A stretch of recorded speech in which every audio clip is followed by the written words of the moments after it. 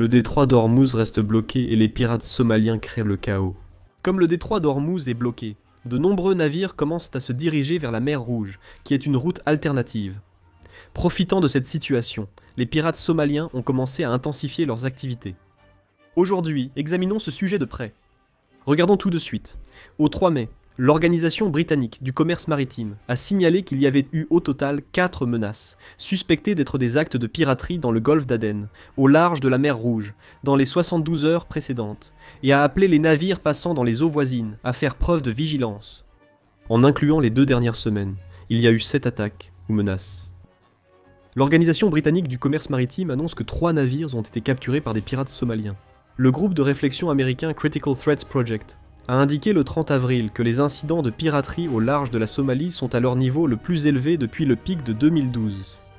L'Organisation britannique du commerce maritime a aussi porté la menace pour les navires marchands près des côtes somaliennes au niveau critique. Aucune cause officielle n'explique encore pourquoi les pirates somaliens ont soudainement intensifié leurs activités. Cependant, si l'on considère la situation actuelle dans son ensemble, la principale raison semble être que le flux énergétique maritime lui-même a changé. Avec l'instabilité du détroit d'Ormuz due aux tensions militaires, les pétroliers qui utilisaient auparavant cette route ont été contraints de choisir un autre itinéraire. La route de la mer Rouge est devenue stratégiquement bien plus importante. Ce changement est un signal fort pour les pirates. Les navires auparavant dispersés se concentrent désormais dans la zone reliant le golfe d'Aden à la mer Rouge. Plus la densité des navires augmente, plus les cibles potentielles se multiplient, et plus les chances de succès augmentent également, en particulier dans le cas des pétroliers transportant du pétrole brut. La capture réussie d'un seul navire permet d'exiger une rançon considérable. Pour les organisations de pirates, cela crée un environnement où les profits potentiels par rapport aux risques ont considérablement augmenté. À cela s'ajoute la manière dont l'Arabie Saoudite réagit, qui constitue également une variable importante.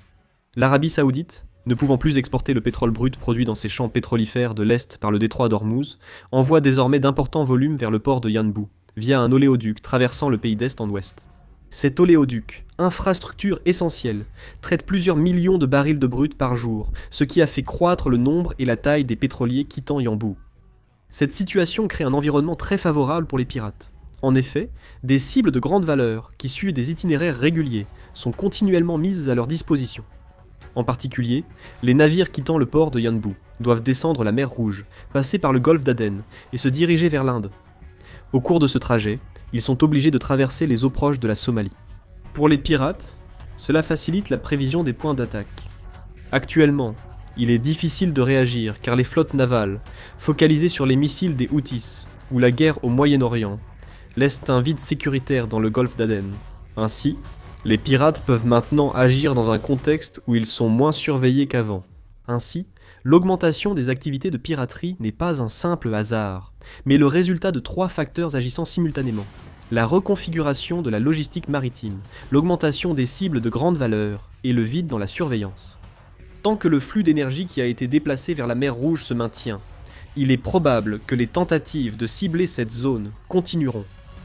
Et selon divers rapports médiatiques, il est avancé que les rebelles Houthis pourraient s'y cacher.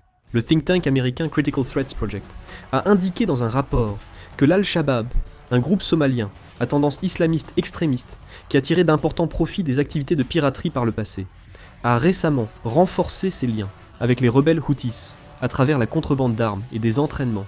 En 2024, il est rapporté qu'Al-Shabaab aurait proposé d'intensifier la piraterie au large de la Somalie si les Houthis acceptaient d'abord de les soutenir. En réalité, des cas qui semblent témoigner de cette coopération sont fréquemment observés. Selon un reportage de Hugo Post News, les gardes-côtes du Yémen ont annoncé que le 2 mai, le pétrolier MT Eureka avait été détourné et se dirigeait vers le golfe d'Aden.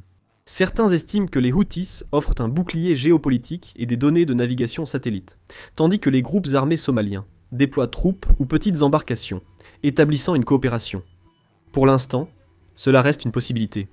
Mais il semble difficile d'exclure la possibilité d'une coopération entre les pirates somaliens et les rebelles Houthis. Vous devez examiner plus en détail pourquoi cette situation est dangereuse. Actuellement, la route de la mer Rouge ne constitue pas une voie alternative, mais joue en réalité le rôle de dernier passage restant. Avec le détroit d'Ormuz bloqué, les principaux pays importateurs d'énergie, y compris la Corée, n'ont pratiquement plus d'options. L'Arabie Saoudite a organisé l'envoi du pétrole brut de l'Est au port d'Yanbu à l'ouest, avant de l'expédier vers l'Asie par la mer Rouge. La Corée a aussi emprunté cette route et transporté du pétrole brut 3 fois. L'approvisionnement énergétique de la Corée dépend maintenant directement de cette route maritime.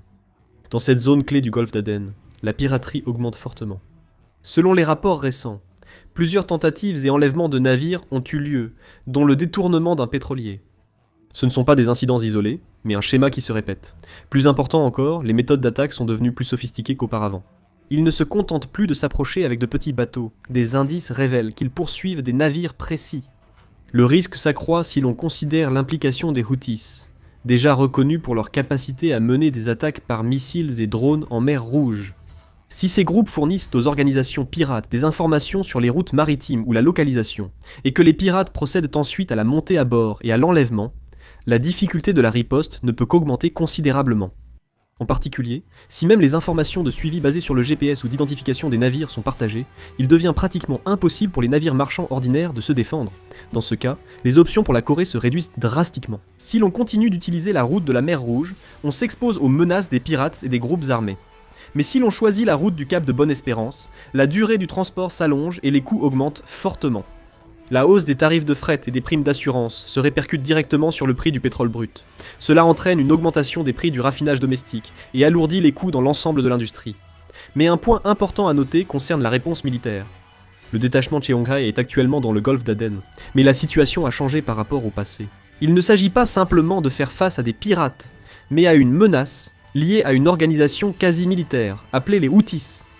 Dans ce cas, le niveau de réponse ne peut qu'augmenter. Et il est possible que des discussions aient lieu sur le déploiement de forces supplémentaires ou l'élargissement du champ d'opération. Cela pourrait entraîner une pression diplomatique. Les États-Unis poussent déjà leurs alliés à participer aux opérations navales. La Corée pourrait donc devoir choisir. Dans la situation actuelle, l'essentiel est clair. Les routes de transport de l'énergie deviennent de plus en plus dangereuses.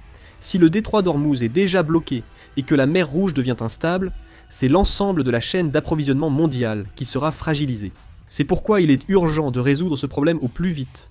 Il semble également nécessaire de mener à nouveau des opérations militaires internationales pour éliminer les pirates. Si la route de la mer Rouge venait à être bloquée, cela pourrait être un véritable enfer pour la Corée. Si la région d'Ormuz et la mer Rouge sont toutes deux bloquées, il ne restera plus qu'une seule option.